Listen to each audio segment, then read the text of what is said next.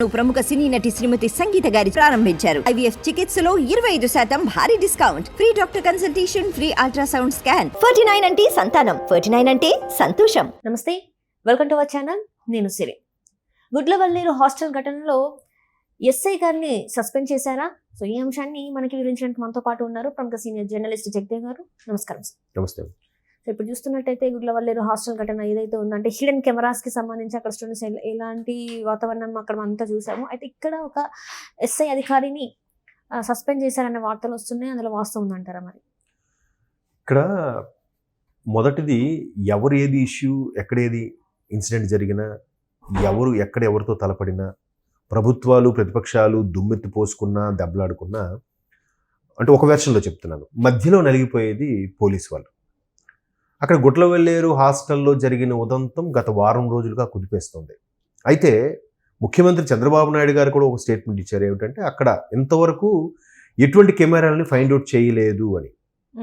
అంటే వీళ్ళకి ఇన్ఫర్మేషన్ వచ్చేసరికే ఎక్కడక్కడ సర్దేసుకున్నారా? లేదు.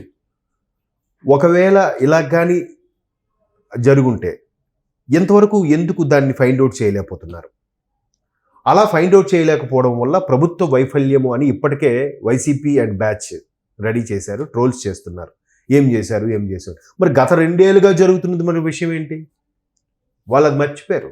ఇప్పుడు గత 5 ఏళ్ళలో జరిగినవన్నీ మర్చిపోయి ఒక్కసారిగా రాష్ట్రపతి పాలన పెట్టాలని చెప్పి అధినాయకుడే వెళ్ళి లెటర్ పెట్టుకున్నారు కదా. అంటే గత 5 ఏళ్ళలో ఏమేమి జరిగాయి ఏంటి? సొంత బాబాయే హత్య గావించబడ్డాడు, ఆ కేసుకి ఎటువంటి ఆధారాలు లేవు, ఎటువంటి పరిస్థితి ముందుకెళ్ళని నేపథ్యంలో ఇప్పుడు ఒక్కసారిగా రాష్ట్రపతి పాలన, రాష్ట్రంలో అరాచకం నడుస్తుంది అని అంటే మరి దీన్ని ఎలా తీసుకోవాలి? ఈ 2 ఏళ్లలో, గడిచిన 2 ఏళ్ళు 300 పైచిలకు వీడియోలు కూడా బయటకు వెళ్ళాయని చెప్పి అక్కడ విద్యార్థులు, ఇప్పుడు ఒకరిద్దరు కాదు, 50 మంది హాస్టల్ విద్యార్థులు అందరూ కలిసి కూడా అక్కడకు వచ్చి రోడ్డు మీద బైఠాయించి నానా హంగామా చేస్తే అప్పుడు యంత్రాంగం అంతా కదిలింది.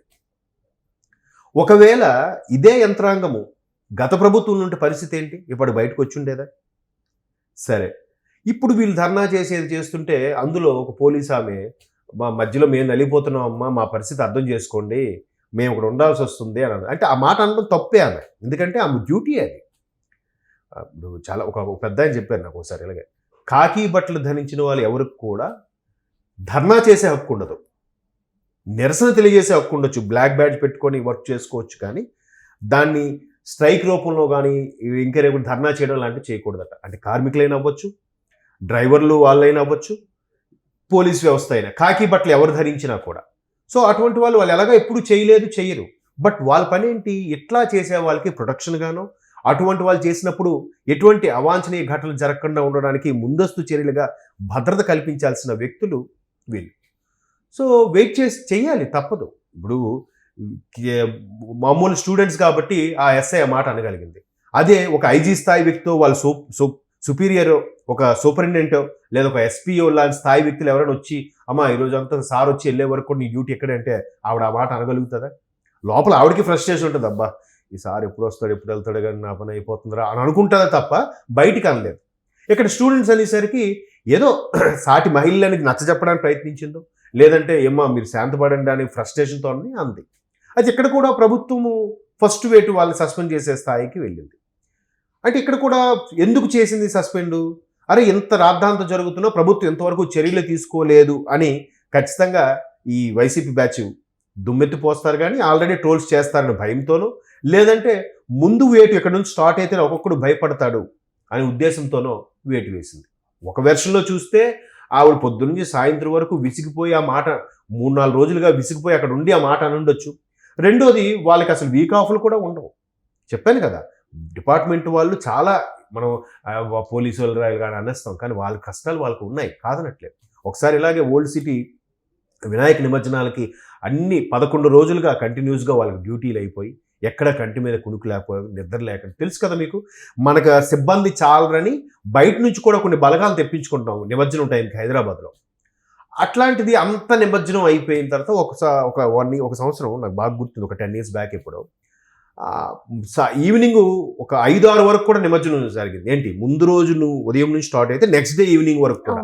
ఇంకా ఓల్డ్ సిటీ వరకు కూడా కొన్ని లారీలుగా వరుసగా వినాయకుల్లో ఉండిపోయి అవన్నీ క్లియర్ అయిన తర్వాత కానిస్టేబుల్ కింద స్థాయి వ్యక్తులు ఎవరో సరదాగా అమ్మయ్య రిలాక్స్ అయ్యారు. వాళ్ళ బాస్ డిస్పర్స్ చెప్పుంటాడు రిలాక్స్ అవ్వండి అని. వాళ్ళు కూర్చొని సరదాగా మందు ఒక 4 పెగ్గులు వేసుకుందని కూర్చున్నారు.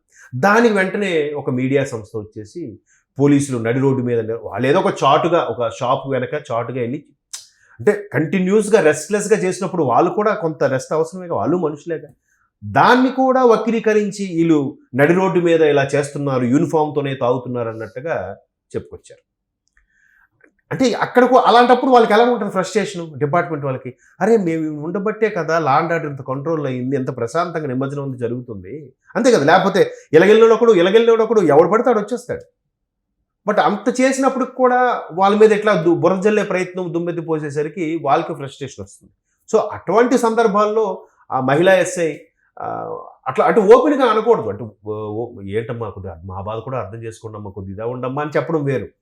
కానీ ఆవిడ కొంచెం రుబాబుగా ప్రదర్శించి ఏంటి మీరంటే ఇక్కడే ఉంటారు, అవసరం మాకేంటి ఇక్కడ అవసరం అని అంటే మీ డ్యూటీ ఏంటి, వాట్ యు ఆర్, అవునా?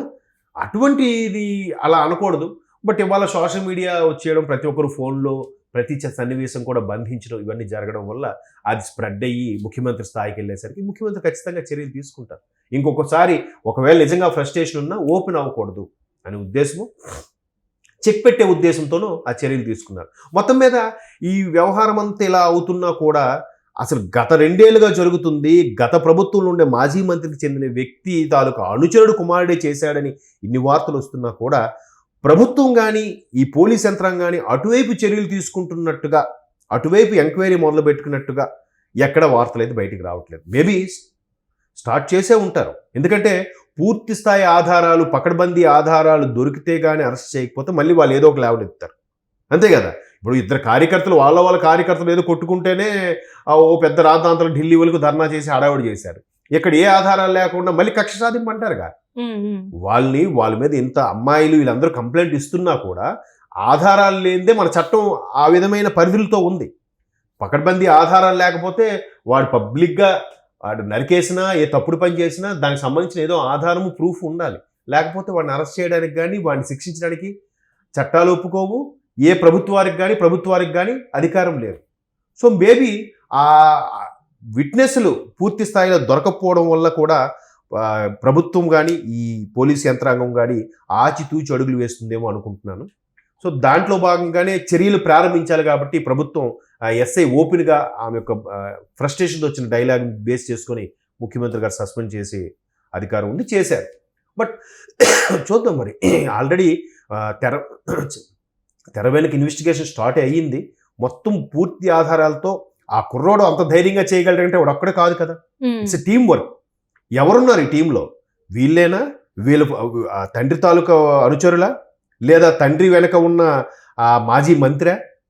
తెలియదు కదా. పూర్తిగా తెలియకుండా ఇట్లాంటి చేయడం వల్ల మరికొద్దిగా ఇష్యూస్ అవుతాయని జాగ్రత్తగా అడుగులు వేస్తున్నట్టున్నారు. అందుకే మనకి ఇంకా పూర్తి స్థాయిలో సమాచారం రాలేదు. చూద్దాం మరి ఇది ఎటువంటి మలుపులు తిరుగుతుందో. Wait and see. Right sir, thank you so much sir.